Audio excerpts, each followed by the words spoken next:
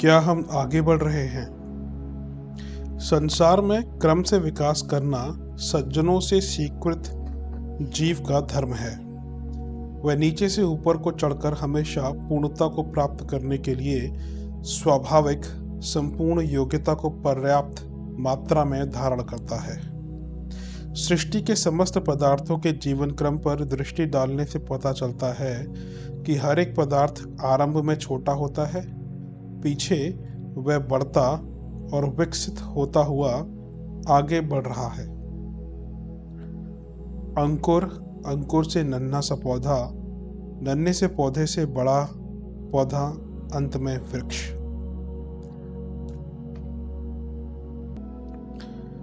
रजवीर के अत्यंत छोटे कण, गोली के बराबर मांस पिंड, गर्भ, बालक, किशोर, अंत में तरुण पुरुष, परमाणु, अणु, अंत में बड़ा पदार्थ, वर्णमाला सीखने वाला विद्यार्थी, ऊंची कक्षाओं का छात्र, अंत में विद्वान।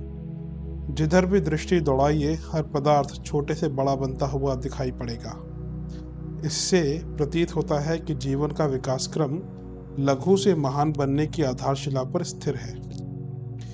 पूर्वीय विज्ञान और पाश्चात्य विज्ञान दोनों ही इस प्रश्न पर एकमत हैं। भारतीय आचार्यों का मत है 84 लाख योनियों में भ्रमण करने के पश्चात जीव मनुष्य शरीर को प्राप्त करता है। योनियों में स्वेदज, उद्भिज, अंडज, जरायुज क्रमशः एक के बाद दूसरी कक्षा की योग्यता और शक्ति बढ़ती जाती है। स्वेदज जीवों में जितना ज्ञान और विचार है उसकी उपेक्षा उद्भिज्ञों की योग्यता बढ़ी हुई होती है। इसी प्रकार योग्यता बढ़ते बढ़ते शरीरों की बनावट में भी अंतर होने लगता है और अंत में मानव शरीर प्राप्त हो जाता है। मनुष्य सृष्टि का सर्वश्रेष्ठ प्राणी है। वह मंजिल की सबसे आखिरी सीढ़ी पर खड़ा हुआ है। जहाँ जीव को पहुँचना है वह स्थान मनुष्य शरीर के बिल्कुल निकट है। पाश्चात्य विकासवादी पंडित डार्विन भी अपना मत इसी प्रकार करते हैं। उनका कहना है कि अल्पचेतन एकेंद्रीय प्राणियों की चेतना बढ़कर मछली, मेंढक, गिरगिट, गिलहरी, बिल्ली, कुत्ता आदि में विकसित होती हुई बंदर से मनुष्य बनी है। भारतीय अवतारों के क्रम पर विवेचना करते हुए कुछ विद्वानों ने उससे भी विकासवाद की पुष्टि की है। हिंदुओं के 10 अवतार प्रसिद्ध हैं। उनमें से प्रारंभ के हैं मत्स्य, कूर्म, बाराह, नरसिंह और वामन। अनुमान लगाया जाता है कि आरंभ में मछली जैसे जीव, फिर कछुए जैसे, इसके बाद उन्नति करते करते सुअर की आकृति के, तदुपरांत अधकचरे मनुष्य, आधे आदमी जैसे नरसिंह हुए होंगे। पीछे बौने अल्प योग्यता वाले मनुष्य हुए होंगे। हो सकता है कि शारीरिक दृष्टि से वे वर्तमान मनुष्यों की अपेक्षा कुछ सबल रहे हों, पर बौद्धिक दृष्टि से बौने, वामन, छोटे अवश्य रहे होंगे। ऐसे ही अन्य आधार भी जीवन विकास के संबंध में प्राप्त हो सकते हैं। पाश्चात्य अनुसंधानों से तो 16 आना इसी मत का समर्थन होता है कि जीवन नीचे से ऊपर की ओर, तुच्छता से महानता की ओर बढ़ता जा रहा है। आध्यात्मवादी भी मानते हैं कि आत्मा बढ़ते बढ़ते परमात्मा हो जाता है। यहाँ एक संदेह उठ खड़ा होता है कि योनियों की असमानता के कारण कोई प्राणी तो बहुत आनंद में रहते होंगे और कुछ उसके लिए तरसते होंगे। जैसे कबूतर हवा में उड़ने का आनंद ले सकता है, पर कछुए के लिए वह कहाँ रखा है। बंदर तो मधुर फलों का स्वाद ले लेता है, पर मेंढक के लिए वह कहाँ है। मनुष्य षटरस व्यंजन खाता है, पर गधे को घास पात खाकर ही गुजारा करना पड़ता है। इसी प्रकार जीवों का कार्यक्रम, बौद्धिक मर्यादा आदि में भी विषमता होती है। शरीरों का छोटा बड़ा होना इंद्रियों की न्यूनाधिकता का अंतर है ही। पाप पुण्य की दृष्टि से भी अंतर है ही। कोयल अपने बच्चों को कौवों से पलवाने के लिए धूर्तता करती है। मांसाहारी पशु पक्षी अपने से छोटे जीवों को निर्दयता पूर्वक खा जाते हैं। ऐसी असमानता और विभिन्नता को देखकर बुद्धि सहज ही भ्रमित हो जाती है और प्रश्न उपस्थित होता है कि ईश्वर की पुण्य रचना में ऐसी असमानता क्यों है। यदि सभी प्राणी समान योग्यता के होते, कोई जीव जंतु मांसाहारी ना होता, तो विश्व की व्यवस्था कितनी सुंदर होती। हमें जानना चाहिए कि यह असमानता ना तो भयंकर है, ना बुरी और ना असहाय। हमारी स्थूल दृष्टि से यह अंतर जैसा असाधारण दिखाई देता है, तात्विक दृष्टि से देखने पर वह यथार्थता वैसा है नहीं। यदि कोई अशिक्षित आदमी किसी स्कूल में पहुंच जाए और एक ही समान बालकों में से किसी को गणित, किसी को भूगोल, किसी को भाषा तथा किसी को दस्तकारी पढ़ता देखकर नाराज हो और कहे कि यह कैसी अविवेकी कक्षा है, जो किसी से कुछ काम करा रहा है और किसी को कुछ शिक्षा दे रहा है, किसी को कुछ।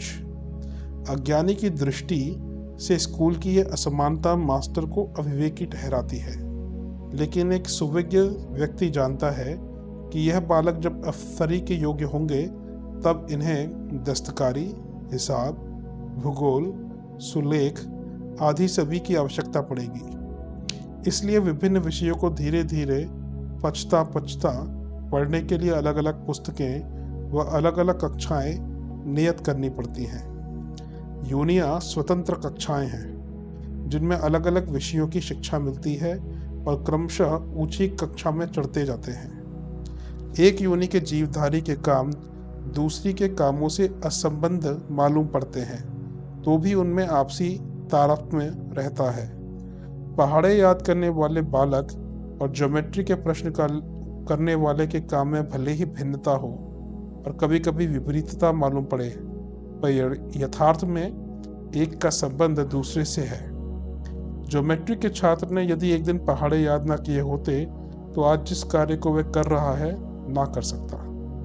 चींटी और हाथी की तुलना शरीर की लंबाई चौड़ाई के अनुसार करते हुए तुच्छता महानता का निर्णय करना उचित न होगा। चींटी अपने शरीर की पुस्तक द्वारा भार वहन, वस्तु छेदन, संचय वृत्ति, संघबद्धता, सहयोग आदि की शिक्षा प्राप्त कर रही है, जो आगे चलकर अफसरी के वक्त मानव जीवन में काम देगा। हाथी अपने शरीर की कक्षा में सहनशीलता, स्वामी भक्ति, गंभीरता, इंद्रिय संयम, सबलता आदि पढ़ रहा है। बिना इसके भी तो अफसरी में काम न चलेगा। सिंह फाड़ खाना सीखता है ताकि मानव जीवन में अन्यायों को नोच डालने की क्षमता प्राप्त हो जाए। लोमड़ी चालाकी पड़ती है ताकि अफसरी के वक्त मानव शरीर प्राप्त करने के समय चतुरता पूर्वक जीवन की समस्याओं को हल कर लिया सके। हिरन अपनी कक्षा में दौड़ने की और खरगोश आत्मरक्षा की योग्यता संग्रह करता है। इस प्रकार विभिन्न योनियों में अलग अलग प्रकार की शिक्षाएं प्राप्त करता हुआ क्रमशः विकसित होकर मनुष्य शरीर में आता है और उन सब कक्षाओं की शिक्षा में इतना ज्ञान प्राप्त कर लेता है कि हजारों जीव जंतुओं से एक मनुष्य का पलड़ा भारी बैठता है। हजारों विद्यार्थियों की तुलना में एक प्रोफेसर अधिक बुद्धिमान ठहरता है। इंद्रिय सुख की दृष्टि से कोई जीव आगे पीछे नहीं है। बंदर को फल जितने सुस्वादु लगते हैं उतने ही मधुर ऊंट को नीम के पत्ते लगते हैं। राजा अपनी रानी से जितना प्रसन्न है, मेहतर भी अपनी मेहतरानी से उतना ही प्रसन्न होगा। इसी प्रकार पशु पक्षी भी वैसा ही आनंद अनुभव करते हैं। शब्द, रूप, रस, गंध, स्पर्श का सुख सबको मिलता है।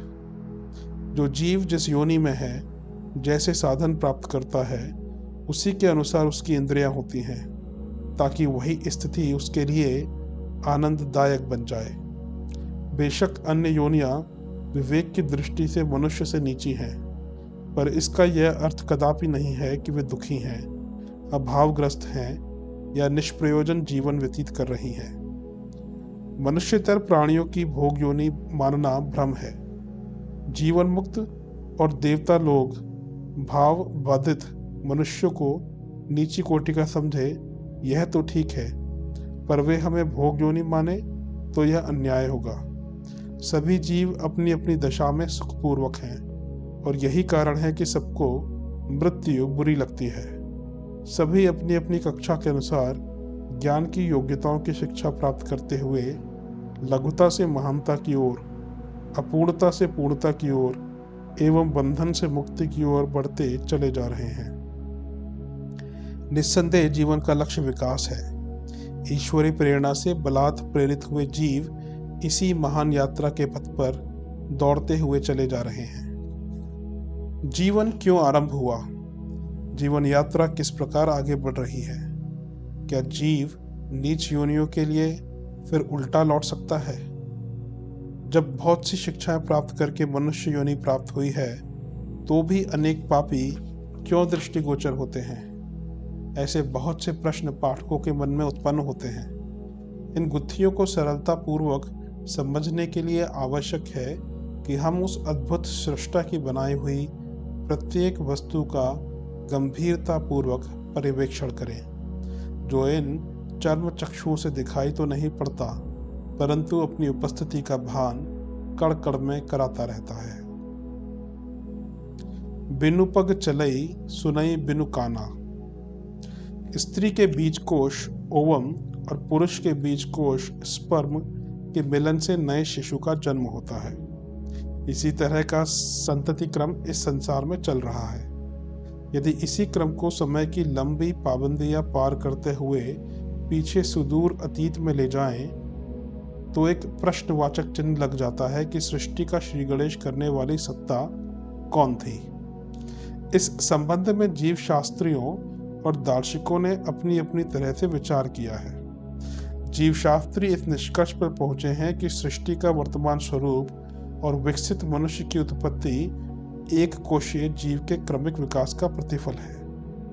अपनी शक्ल निरंतर बदलते रहने वाला एक कोश वाला जीव अमीबा इस बात की घोषणा करता है कि संसार में प्राकृतिक नियम अंतिम सत्य नहीं है। अंतिम व्यवस्था जीव चेतना के अंतराल में समाहित है। अमीबा नर नारी के संयोग से जन्म नहीं लेता।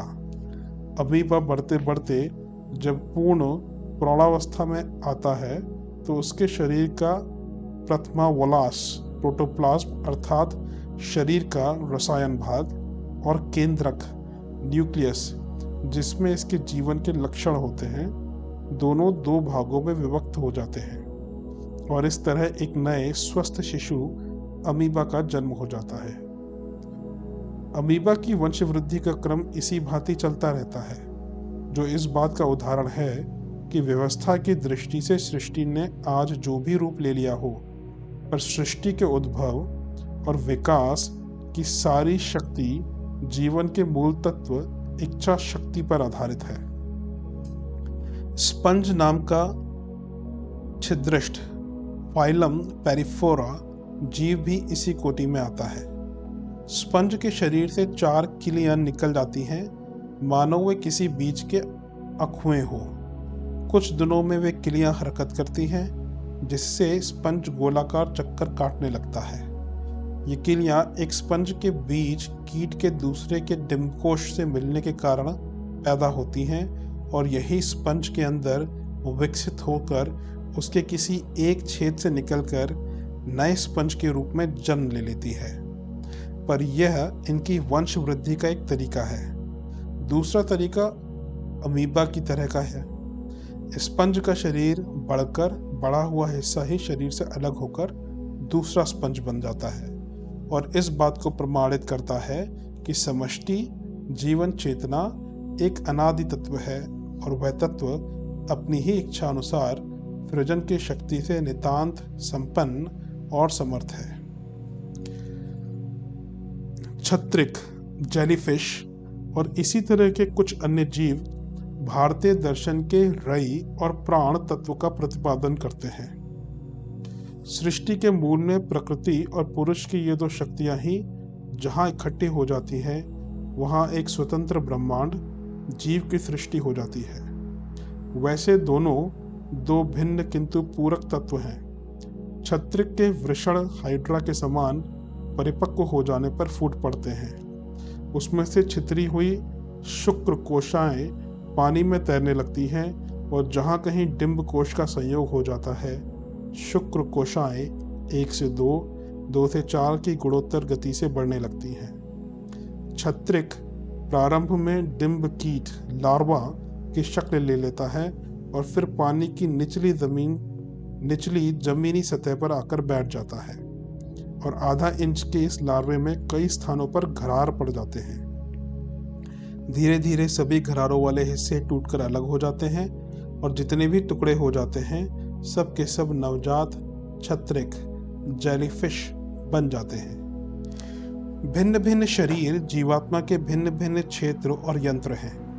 उनकी मूल चेतना एक ही समष्टि तत्व की अंश मात्र है।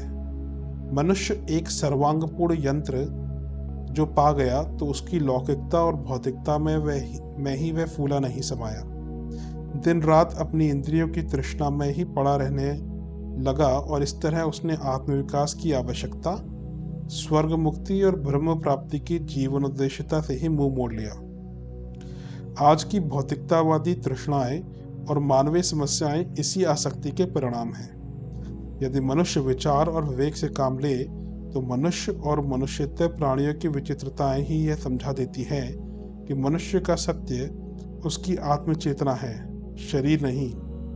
जो काम वह शरीर के विभिन्न अंगों से ले सकता है वह अपनी मूल चेतना के विकास द्वारा चेतना से चेतना में ही ले सकता है।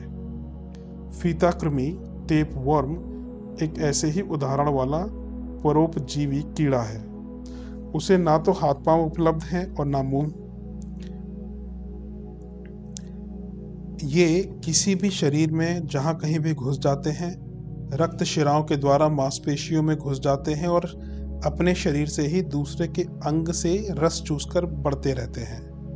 यही स्थिति नर शक्ल कीट की होती है। पाँव इंच लंबे शरीर में आगे 2 मूछें जो उसे बहिरंग जगत की सूचना देने में एरियल का काम देती है। पेट, पतली मूछ और 2 पंख मात्र होते हैं, कोई मुंह नहीं होता। ऐसी स्थिति में उसका एक ही काम रह जाता है, प्रजनन। मादा को गर्भान्वित कर पड़े रहने पर तक ही उसका सारा जीवन सीमित है। मनुष्य भी यदि भोगपरायण जीवन मात्र जिए तो उसमें और इन कीट पतंगों में क्या फर्क रहे, जबकि मनुष्य को परमात्मा ने एक बहुत ही उपयोगी यंत्रों से जटित मुकुटमणि शरीर प्रदान किया है। घ्राणेंद्रिय श्वास के लिए बनाई गई है। श्वास से ऑक्सीजन तत्व मिलता है, यही उसका उपभोग है। उसके लिए तरह तरह की खुशबुएं जुटाना उद्देश्य नहीं। ऐसा रहा होता तो परमात्मा ने मैफ्लाई कीड़ों को भी बढ़िया वाली नाक से सुसज्जित किया होता। यह कीड़ा अपनी त्वचा से ही श्वास लेकर आधी जिंदगी काट लेता है। पीछे उसके गलफड़े भी निकल आते हैं। इतनी देर करने में प्रकृति का यह उद्देश्य दिखता है कि मनुष्य अनुभव करे कि शरीर उसका यथार्थ स्वरूप नहीं। शरीर धर्म तो कैसे भी पूरे हो सकते हैं।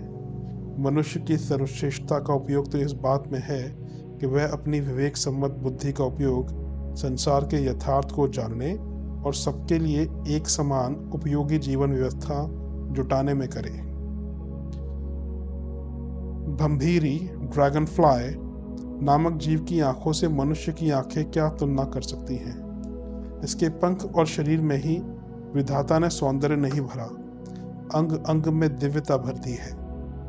संभव है उसे संसार को दिव्य भाव से देखने का गुण रहा हो और उसी के अनुरूप उसे ऐसा शरीर मिला हो। मनुष्य की 2 आंखें, दोनों में कुल 2 ताल लेंस, वह भी अधिक से अधिक 180 डिग्री में घूमकर देख सकती है।